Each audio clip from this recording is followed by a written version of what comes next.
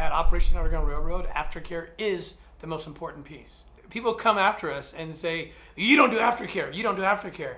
And it's the most amazing thing because I believe we have one of the best aftercare programs in the world. And anyone who works with us would agree with that.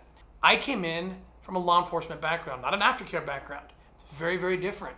I wasn't trained in aftercare at all. Maybe I should have been, but that was a different time. And when we came in, our understanding of aftercare was the social workers in that state or in that country that we're working in, they cover that part.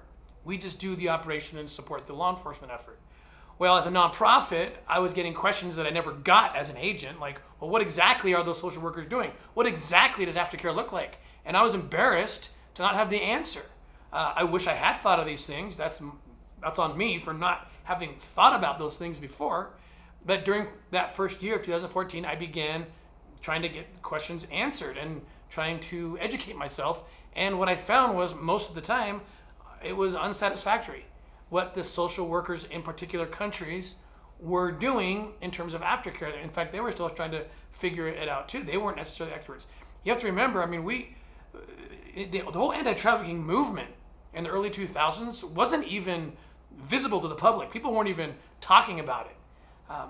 I remember being put on one of the very first groups in the U.S. government that was attacking this problem. So the whole thing's been an evolution. O.U.R. started with me and one other guy and a cat in a barn. Okay, that's where it started in 2014. And we're doing everything from fundraising to marketing to the finances to the operations. So we're just trying to figure this out. Let us be a startup for a second, right? But we recognized early that one of our problems was we don't have knowledge really into what is happening on the aftercare side. We're kind of blindly trusting. So at that point in 2014, we started to look into hiring people. And some of the people we hired to come in and create our aftercare program were the wrong people. And we tried everything, like give us a proposal, give us a budget, give us an idea, and it just wasn't working out. And so we went through most of 2014 scrambling, trying to figure out how to build an aftercare program.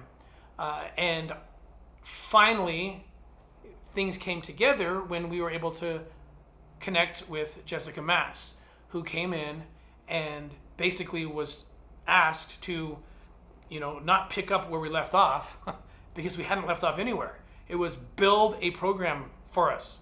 Tell us what we need to do in order to conduct operations throughout the world and still take care of the aftercare piece. That is not an easy question to ask someone or an easy task to task someone with. We had to learn through trial and error how to do this. And in terms of aftercare, Jessica truly came through and built a world-class aftercare program. So thank you for doing that. Well, thank you for trusting me. It's been a journey. I think when we first started with building an aftercare program, you really are looking outside of the box. What does this look like? Because with the idea of building different aftercare homes all over the world, that wouldn't have been sustainable for O.U.R. as a startup. It's not something that we could have done with quality and excellence and with the budget that we had. So as I was evaluating different aftercare programs around the world, I found that a lot of the need was how do you build quality care and how do you increase quality care? And a lot of their struggle was a lack of budget. And so when we were able to vet different aftercare homes, specifically in the regions that we were working in those countries that we were working in, we found that if we could improve the quality of care with these aftercare homes by partnering and coming together in unity, that's when survivor care went up.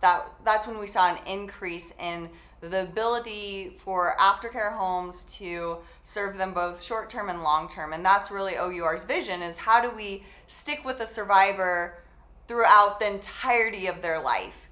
And as we've grown from a few countries to now over 20 countries that we're in, and looking at that and evaluating that, we now have regional directors for aftercare.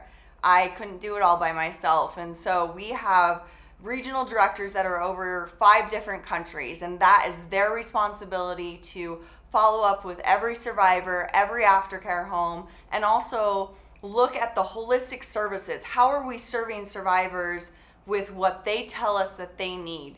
There is no one size fits all for survivors. Healing for survivors is an ongoing process, and everybody needs something different, and we want to meet survivors right where they are.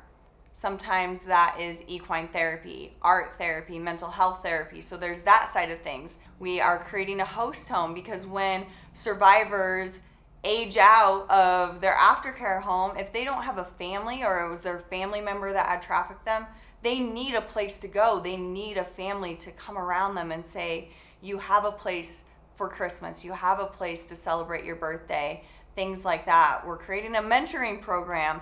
So there's all these different aspects of aftercare that is encompassed within O.U.R. And within all of those different things, it's because survivors have told us this is what we need.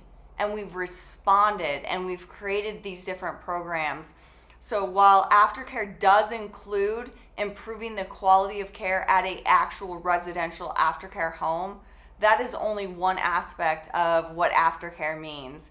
Aftercare includes community integration. You have to be able to support survivors in going back into the community, feeling safe, and making sure that you're walking with them through that process. So as aftercare has grown, our team has grown, the ability to serve survivors has grown, and a lot of that has come from working with law enforcement, working with our ops team, because they see things that we don't see, working with survivors, getting their advice and their input so that we know how to serve survivors, and also working with aftercare homes so that we can help improve the quality of care in a holistic manner.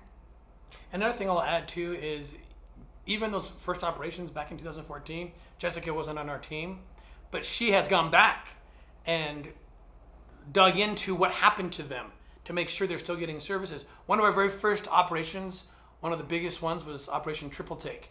Now that was in Colombia, and Colombia actually has a constitutional mandate that says that we don't get to know the details of their treatment until after they have already graduated the program, then they can talk or not talk. So we didn't get to know some of those details by law, which was part of the frustration.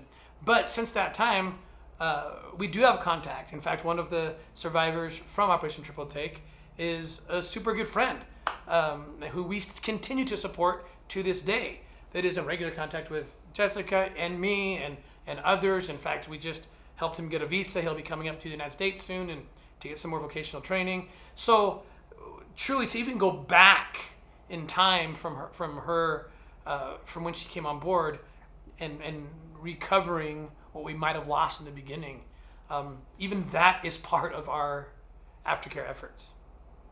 Yeah, it's been incredible to connect with some of those kids from the very first operations that O.U.R. did and to be able to support them. I think that they have gone through some incredible aftercare homes that we are now partners with, and it's because of those first operations in 2014 that we've been able to connect with those homes and then also find out who were the survivors and how can we support them long term.